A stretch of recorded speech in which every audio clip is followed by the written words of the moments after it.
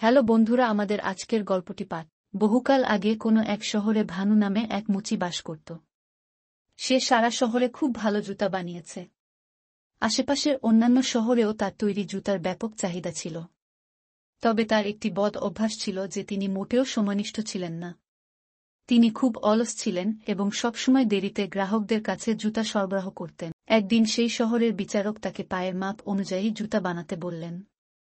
বিচারক সেই শহরের একজন বিশিষ্ট ব্যক্তি ছিলেন, সবাই তাকে খুব সম্মান করতেন এবং ভানু জুতা বানানোর অনুমতি পেয়ে খুব খুশি হলেন। বিচারক ভানুকে জিজ্ঞাসা করলে তিনি কখন জুতা তৈরি করবেন। তিনি 4 দিনের সময় চেয়েছিলেন এবং প্রতিশ্রুতি দিয়েছিলেন যে আজ থেকে ঠিক 4 দিনের মধ্যে জুতা তার বাড়িতে পৌঁছে যাবে। বিচারক তাকে আবার ভাবতে বললে ভানু বলেন 4 দিন পর তাকে অবশ্যই জুতা দেবেন। বিচারক তাকে দেরি না করার নির্দেশও দেন। ভানু মনে প্রাণে ভালো জুতা প্রস্তুত করেছিল, কিন্তু অভ্যাসের কারণে 4র্থ দিনে জুতা দিতে যায়নি, অলসতার কারণে 6ষ্ঠ দিনে জুতা দিতে পৌঁছেছে। বিচারক যখন জুতা পরতেন সেগুলি ঠিক যেমনটি তিনি চেয়েছিলেন। তিনি ভানুর কাজের প্রশংসা করলেন এবং বিলম্বের কারণ জিজ্ঞাসা করলেন। তারপর বলল যে সে জুতা দিতে ভুলে গেছে। এ কথা শুনে বিচারক তাকে এই অভ্যাসের শিক্ষা দেওয়ার কথা ভাবলেন। তিনি জিজ্ঞেস করলেন, ভানু, তুমি কি বাগানে যেতে পছন্দ কর?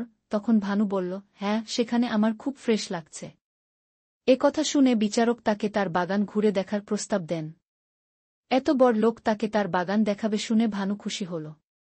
দুজনেই বাগানে হাঁটতে লাগলেন। বাগানের শেষ প্রান্তে পৌঁছতেই বিচারক ভানুকে বললেন, তুমি এখানে অপেক্ষা করো, আমি কিছু ভুলে গেছি, নিয়ে আসছি। এই বলে সে বাগান থেকে বের হয়ে তালা লাগিয়ে ঘরে চলে গেল।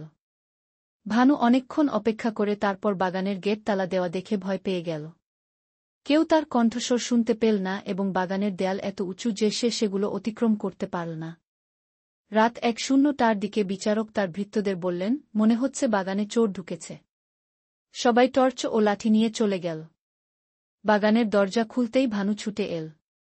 কেউ তাকে আক্রমণ করার আগেই সে চিৎকার করে বলে উঠল, আমি ভানু, সেই মুচি যে বিচারককে জুতা দিতে এসেছিল। এ কথা শুনে জজ সাহেব উচ্চস্বরে হেসে বললেন, আপনি যেভাবে ভুলে গেছেন আমিও ঠিক সেভাবে ভুলে গিয়েছিলাম। সেই দিন থেকে ভানু সর্বদা সময়ের খোঁজখবর রাখতে শুরু করে। এই গল্প থেকে আমরা শিখি যে একজন ব্যক্তির অলস হওয়া উচিত নয় এবং সময়কে সম্মান করা উচিত। গল্প শোনার জন্য আপনাকে ধন্যবাদ। আপনি যদি ভিডিওটি উপভোগ করেন তবে দয়া করে এটিকে থাম্বস আপ দিন, অন্যদের সাথে শেয়ার করুন এবং নিচে একটি মন্তব্য করুন।